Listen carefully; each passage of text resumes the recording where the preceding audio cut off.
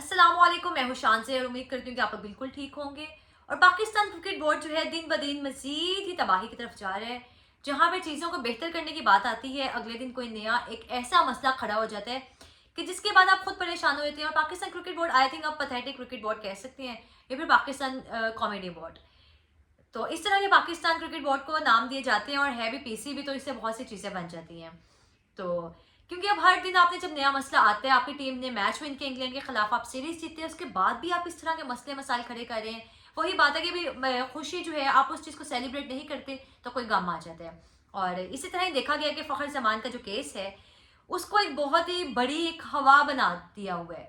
और अगर उसके ऊपर डिटेल में बात करेंगे इस वीडियो में कि फ़खर ने क्या किया और किन किन चीज़ों की वजह से वो ऑस्ट्रेलिया और जिम्बाब्वे टूर का हिस्सा नहीं बने। सेंट्रल कॉन्ट्रैक्ट आपने उस प्लेयर से ले लिया, जिस तरह हम पहले बात की, मैंने बहुत वीडियोस में की, कि आपका एक मेन प्लेयर है। अच्छा, बहुत से प्लेयर्स आए हैं आपके पास पिछले 5-6 सालों में, लेकिन मुझे ऐसा लगता है कि फ़खर जमान जैसा प्लेयर आपके पास नहीं आया। Babar Azam, no doubt one of the greatest players Pakistan has ever produce, लेकिन फ़खर जमान जैसा प्लेयर नहीं आया। इसका मतलब उसके नाम में ही कुछ है, मतलब नाम में काम में कुछ है। और एक वो प्लेयर जिसने आपको हर मुश्किल टाइम पे आके मैच जितवाए हैं और दुनिया उसको मानती है। इवन कि अगर आप बाबर की बात कर ले, रिजवान की कर ले, जितना मर्जी अच्छा खेलें, उनको हेट मिलते हैं। लेकिन फ़खर जो है एक वाहिद प्लेयर हैं जो अगर जीरो पे भी आउट हो जाए तो लोग उनके लिए तालियां बजाते हैं। और शायद ये चीज़ें जो हैं आपकी कह लें कि अल्लाह की तरफ से या फिर उस ज़ात की तरफ से आपको इतनी इज्जत मिलती है कि आप जीरो पे जा रहे हैं, 5 रन बना रहे हैं, 6 कर रहे हैं, लेकिन लोग आपको हेट नहीं देते, लोग फिर भी आपकी तारीफ करते हैं। तो फिर इसका मतलब आप में कुछ है ना। तो यही उस इंसान की कह रहे हैं खासियत है। और अब जो पाकिस्तान क्रिकेट बोर्ड ने उनके साथ की है कि जब मीटिंग हुई चैंपियंस ट्रॉफी के दरमियान हुई थी, I think if I am not wrong, तो उसमें यही था कि जब चेयरमैन साहब ने पूछा कि बताएं क्या क्या आपको शिकायत है, शिकवे हैं, क्या चीज़ें हैं जिससे क्रिकेट बेहतर हो जाए। तो उसमें फ़खर ने कहा जी मैं एक बात करना चाहता हूँ। वहाँ पे वो बहुत खुश हुए, उनको लगा कि शायद तारीफ़ करेंगे हमारी। लेकिन जब फ़खर ने कहा कि ये प्रॉब्लम्स हैं, एनओसी के इश्यूज आते हैं, जो डायरेक्टर हैं वो जवाब नहीं दे पाते, प्लेयर्स के साथ जो कम्युनिकेशन गैप है, और कम्युनिकेशन गैप आपका आए दिन अगर है किसी भी चीज़ में, तो उससे बहुत से मसले मसाइल हो जाते हैं। हम लोग डर के खौफ से बात नहीं करते, लेकिन आपको हर चीज़ के लिए बोलना चाहिए। अगर आप अभी नहीं बोलेंगे और आपको होगा कि कोई बातें, टाइम चला जाएगा, टाइम गुजर जाएगा, टाइम तो गुजर जाएगा, आपने अपने लिए नहीं बोला, लेकिन आपके बाद आने वाले लोगों के लिए बहुत मुश्किल होगी। इसलिए आई थिंक सो आपको बोलना चाहिए कभी भी अपने अल्फाजों को, और अपने जो आप बोलना चाहते हैं कभी उनको दबाना नहीं चाहिए। तो ये चीज़ से फिर फ़खर ने वहाँ पे बताया जी ये मसले हैं। तो आगे से उस्मान वाला साहब जो हैं इंटरनेशनल डायरेक्टर हैं, उन्होंने आगे से कहा कि इस तरह का तो कोई इशू नहीं है। तो आगे से फ़खर जमान ने कहा कि अच्छा अभी बता दें, मैंने आपको भेजा हुआ एनओसी के लिए, आगे शायद बीपीएल के लिए, बांग्लादेश प्रीमियर लीग के लिए, तो आपने तो उसका जवाब नहीं दिया, और 6 माह हो रहे आए थे। इस तरह फ़खर ने कोई जवाब दिया, तो वहाँ पे उनके पास जवाब नहीं था। जहाँ तक बात है कि एक प्लेयर ने, ठीक है, उसके बाद उन्होंने ट्वीट की बाबर आजम के लिए कि बाबर आजम जो है वो बाहर नहीं हो जाए। अच्छा, फ़खर जमान ने रिएक्शन या रिस्पॉन्ड नहीं दिया ट्वीट का, और पीसीबी ने स्क्वाड अनाउंस किया सेकंड और थर्ड मैच के लिए वर्सेस इंग्लैंड। और उससे तकरीबन 7 मिनट पहले फ़खर जमान की ट्वीट आई थी। आप ये नहीं कह सकते कि स्क्वाड आया, स्क्वाड अनाउंस हुआ और उसके बाद उन्होंने किया। हाँ, उसके बाद होते तो शायद वो गलत थे कि उन्होंने डायरेक्ट हिट किया पाकिस्तान क्रिकेट बोर्ड को, या फिर जिस प्लेयर का उन्होंने कंपैरिजन किया उस ट्वीट में, तो आपने उसको टारगेट किया, फिर उसके फैंस को हर्ट किया। क्योंकि बहुत से इंडियन फैंस के या फिर विराट कोहली के फैंस हैं, उनका बहुत ये शिकवा भी रहा है कि आपने बाबर आजम से कैसे कंपेयर कर दिया। और एक लिहाज से बात ठीक भी है कि बाबर नो डाउट बड़े प्लेयर हैं, वर्ल्ड क्लास प्लेयर हैं, लेकिन विराट कोहली का जो बैट पैच आया था उससे पहले विराट ने बहुत कुछ अपने कंट्री के लिए कर लिया था, लेकिन बाबर आजम ने अब तक अनफॉर्चुनेटली वो चीज़ें नहीं की। ऐसी बात है कि उन्होंने बिफोर अनाउंसमेंट किया ये ट्वीट जो उनका था, और अगर उसके बात करते तो आप उनसे पूछ भी लेते। आपके पास हर चीज़ है, पढ़े लिखे लोग हैं, आप उनको बुलाएं, आप पूछें कि इस ट्वीट की टाइमिंग क्या है और ये ट्वीट कितने बजे हुई है, तो आपको आइडिया हो जाएगा। और फ़खर जमान का उस ट्वीट में कहने का मकसद यही था, और वो ट्वीट करना चाहते थे सिर्फ बाबर आजम के लिए, कि जो मीडिया पे लोग बैठे हैं, जो बाबर को इतना हेट दे रहे हैं, चैनल्स पे बैठे हैं, इतने बड़े बड़े चैनल्स हैं, इतने बड़े आप सहाफ़ियाँ, आप 15-15 18-18 साल से फील्ड में हैं, और उसके बाद भी आपकी नाअहली इतनी है, आप कोई चीज़ की तस्दीक किए बगैर आप उसे खबर बना देते हैं। और यहाँ पे मैं लोगों का नाम नहीं लेना चाहूँगी, लेकिन वो लोग भी, मतलब अब इतने टाइम से चैनल्स में बैठे हुए हैं, और आप एक चीज़ को जो कि है ही नहीं, आप उसे खबर कैसे बना सकते हैं।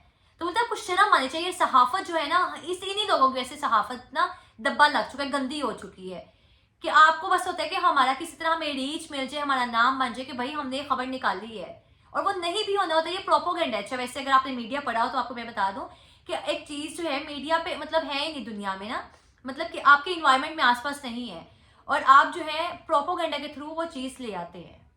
तो यही चीज है कि वो बेचारा, जिसको खुद भी नहीं पता कि मैं रिटायरमेंट ले रहा हूँ, शायद उन्होंने दिमाग में भी ना सोचा हो, और एक सहाफी ने आकर जी खबर फैला दी मीडिया पे, फखर जमान जो है वो रिटायरमेंट के बारे में सोच रहे हैं, सोच विचार कर रहे हैं। तो फिर उस पर मैंने ट्वीट किया था कि फखर जमान जो है बिल्कुल कोई रिटायरमेंट नहीं ले रहे, और बेशक उसको खुद ना पता हो कि मैंने ये बात सोची भी है कि नहीं। तो ये हमारे यहाँ पे सहाफत हो रही है स्पोर्ट्स में।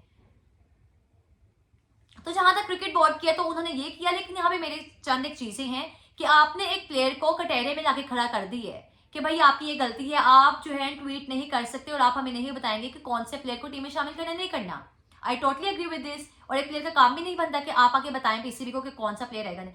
अगर आप उन्हें कर भी दिया था, आप उन्हें वॉर्न कर देते, आपने टीम से ड्रॉप कर दिए, नो इशू नो प्रॉब्लम, आप उसको एक मैच ना, एक सीरीज ना खिलाएं, दो ना खिलाएं, लेकिन सेंट्रल कॉन्ट्रैक्ट से आप उस प्लेयर को जिसने आपका नाम यहां रख दिया, आपकी टीम को यहां पे बिठाया था, फाइनल मैच जितवाया, वरना भी किसी प्लेयर में इतनी एबिलिटी नहीं थी और स्टिल अभी भी नहीं है, क्योंकि आपको सिंगल हैंडेडली कोई बंदा के मैच जितवा दे, एक भी प्लेयर नहीं है पाकिस्तान टीम में।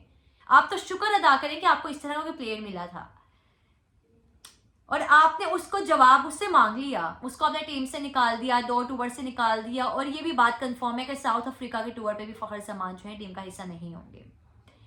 और उसके बाद जी आपने सेंट्रल कॉन्ट्रैक्ट से निकाल दिया, और उसके पीछे रीजन नहीं बताते जो ट्वीट भी हुई थी। और उसके बाद लेकिन यहाँ पे जो सवाल है मेरा पाकिस्तान क्रिकेट बोर्ड से, कि क्या आपने उस्मान वाला जो डायरेक्टर हैं उन्होंने, या फिर सलमान नसीर जो हैं, जब बाबर आजम की चैट लीक हुई थी ड्यूरिंग वर्ल्ड कप, तो बाबर आजम की उनके दरमियान जो बात हुई थी, आपने वो मीडिया पे चला दी, आपने एक चैनल पे चला दी। और ये जो है इस चीज का भी कह लें कि जवाब लेना होता है ऐसे लोगों से जो आपने अपने साथ बिठाए हैं। तब आपने क्यों सलमान नसीर को नहीं बुलाया, क्यों उस पर कह लें कि आपने एक्शन नहीं लिया। और उसके बाद जब उस्मान वाला ने, उसामा मीर इंग्लैंड चले गए जी मैच खेलने, वहां पे वो आपने उनको वहां जाके जब सिलेक्शन कमेटी कह रही है कि आप एनओसी दे दें, आपने एनओसी नहीं दिया, तो इस चीज पे कौन एक्शन लेगा, कौन जवाब देगा। लेकिन आपको प्लेयर्स जो है आपके अंडर काम कर रहे हैं, वो बेचारे वहां पे कुछ बोल नहीं सकते, अगर वो बोले ही बोल रहे हैं तो आपने उनके साथ ये कर दिया है।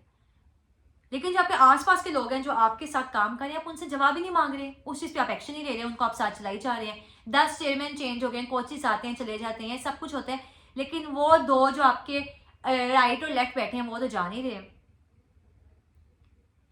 बड़ी हैरानगी वाली बात है। लेकिन यहाँ पे कोचेस की बात आ गई, तो गैरी के साथ आपने क्या किया है। जो पाकिस्तान क्रिकेट बोर्ड में आता है बंदा, वो कहता है कि फुल अथॉरिटी मुझे मिल जाए। आकिब जवेद आए हैं, उन्होंने क्या किया जी, एक तो पूरे लाहौर कलंदर्स की टीम डाल दी। अब इसके पीछे हर कोई कहेगा जहानदार डिजर्व करता था, दानियाल अहमद ये था। दानियाल अहमद के डोमेस्टिक में है कितने मैचेस, 18 मैचेस है गिनके, 18। और अभी हमने चैंपियंस कप खेला जिसमें उन्होंने परफॉर्म किया है। पीएसएल में क्या परफॉर्मेंस है दानियाल की, तो उनकी अपनी टीम ने उनको खिलाती थी, तो आपने क्या किया, आपने ऑस्ट्रेलिया टूर में डाल दिया, आपने जिम्बाब्वे टूर में डाल दिया उनको, क्या बात है। और उसमें जहानदाद ने कहा परफॉर्म किया, जहानदाद की निस्बत आकिब जवेद जो है शायद ज्यादा डिजर्विंग थे। तो बहुत सी चीजें जो देखी जाती हैं, ठीक है आपने प्लेयर्स को लेकर आए, आपने शामिल किया, लेकिन तैयब ताहिर को आपने ऑस्ट्रेलिया टूर में क्यों नहीं डाला, जब आप बाकी प्लेयर्स को, आपने रफात मिन्हाज को वहां डाल दिया, उधर कर दिया आपने, लेकिन तैयब ताहिर को क्यों डाला। तो बहुत सी चीजें हैं जिन पे सवाल उठते हैं अभी भी। लेकिन आकिब जवेद को लगता है कि शायद मैंने जो है 2 मैचेस जितवा दिए, आकिब जवेद के वो नहीं थे। उसके पीछे जहां तक एक आर्टिकल आया है सामने मीडिया पे, तो उसमें था कि अलीम डार का ये है था कि उनका आइडिया था कि आप इस तरह के पिचेस बनाएं, स्पिनर्स लगाएं और आप मैच जीतेंगे। लेकिन आकिब जवेद ने आके मीडिया बोल दिया, सारी लाइमलाइट उन्होंने ले ली, और उनको लगता है कि शायद मैं जो कर रहा हूँ बहुत ठीक कर रहा हूँ। तो जिम्बाब्वे टूर में बाबर आजम को नहीं डाला, ठीक है आप ना डालें, लेकिन आप इस तरह के फैसले ना करें जो कि कल आपको भारी पड़े। और आपको लगता है कि क्या अगर आप गैरी को निकलवा के, गैरी के लिए कह लें कि उनको कमी नहीं है पैसों की, उनके पास बोर्ड बहुत हैं, बहुत लोग हैं उनको अपने साथ काम करवाने, मतलब चलाने के लिए, कि उनको बुलाएंगे आप हमारे साथ आके कोचिंग करें, हमारे साथ काम करें। वो प्लेयर वर्ल्ड कप जितवाया है, उसके बाद जी आईपीएल में उन्होंने अपनी टीम को वहाँ पे मैच जितवाया फाइनल, मतलब उस टीम के साथ रहे जिन्होंने आईपीएल का फाइनल मैच जीता है। तो मतलब एक इस तरह के कोच हैं, और आप गैरी जैसे बंदे को आपने इस तरह से निकाला है, बाद में आप कह रहे हैं वो हमें ब्लैकमेल कर रहे हैं। आपको क्यों ब्लैकमेल करेंगे? वो अपने मुल्क से प्लेयर थोड़ी लेकर आ रहे हैं, आप ही के मुल्क है ना। आपने चैंपियंस कप में उनको बुलाया, आपने कहा कि हम यहाँ से आके टैलेंट निकालें, टैलेंटेड प्लेयर्स, और उनको आगे पाकिस्तान के वाइट बॉल का हिस्सा बनाएं। और जब उन्होंने किया, जब उन्हें मुदाखलत करना चाहिए, तो आपने कहा जी भैया आप तो कुछ है ही नहीं, निकलिए आप यहाँ से। आपने पहले कमिटमेंट की थी, आपने 6 माह पहले आप पागल हुए थे कोई फॉरेन कोच मिल जाए, कोई फॉरेन कोच मिल जाए, मिला तो आपने उसकी इज्जत ही नहीं की, आपने निकाल दिया आकिब जावेद की वजह से। और आकिब जावेद को लगता है कि वो यहाँ पे रहेंगे ज्यादा टाइम।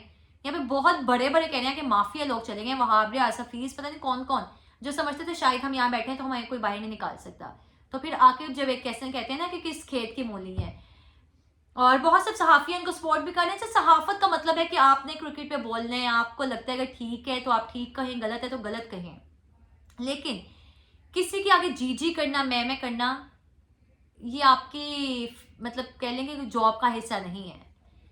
तो ताल्लुकात आपके तभी अच्छे बनते हैं, सब कुछ होता है जब आपका इखलाक अच्छा हो, ना कि आप किसी के आगे जी सर करें। जी सर करना चाहिए लेकिन इज्जत वाले तरीके से, कि आपकी अपनी इज्जत नफ्स पे भी कोई बात ना हो, आपकी इज्जत नफ्स जो है मजरू ना हो। लेकिन बहुत से कम लोग समझते हैं पाकिस्तान में, अनफॉर्चुनेटली। तो बाकी हर आई थिंक मैंने बात डिस्कस कर ली है कोचेस की, फ़खर जमान की। फ़खर जमान की हमें बात रहती थी ट्वीट वाली, मैं लास्ट में कर रही हूँ।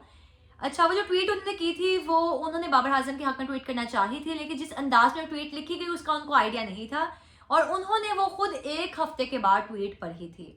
जब उन्होंने पढ़ी तो उनको कहीं ना कहीं लगा कि शायद ये लिखने का तरीका, ट्वीट करने का तरीका, जो अंदाज है वो ठीक नहीं है।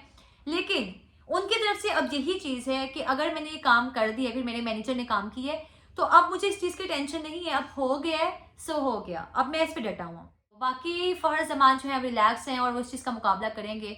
और आई थिंक जहाँ तक बात है रिटायरमेंट की, हाँ रिटायरमेंट की बात रहेगी, जहाँ तक बात है रिटायरमेंट की, तो रिटायरमेंट नहीं ले रहे, वो आगे पाकिस्तान क्रिकेट के साथ मज़ीद चलेंगे और पाकिस्तान को इंशाल्लाह मैचेस भी जितवाएंगे, बहुत सी उम्मीदें हैं, और कमबैक भी करेंगे। और जो फिटनेस टेस्ट को बीच में एक फजूल सा मुद्दा बनाया जा रहा था, वो सब बेकार था, फजूल चीज़ थी। लेकिन उम्मीद करते हैं कि इंशाल्लाह जिस तरह से उनको मीडिया पे इतनी सपोर्ट मिली है, फैंस ने उनके बहुत सपोर्ट किया, चाहे वो बाबर के फैंस हैं, शहीन के हैं, नसीम के हैं, लेकिन सब एक पेज पे थे फ़खर के लिए, क्या बात है। तो इस तरह का जब प्लेयर हो तो कौन सपोर्ट नहीं करता। इसी के साथ मुझे भी इजाज़त दीजिएगा और चैनल को सब्सक्राइब करके जाइएगा। बहुत शुक्रिया, अल्लाह हाफिज़।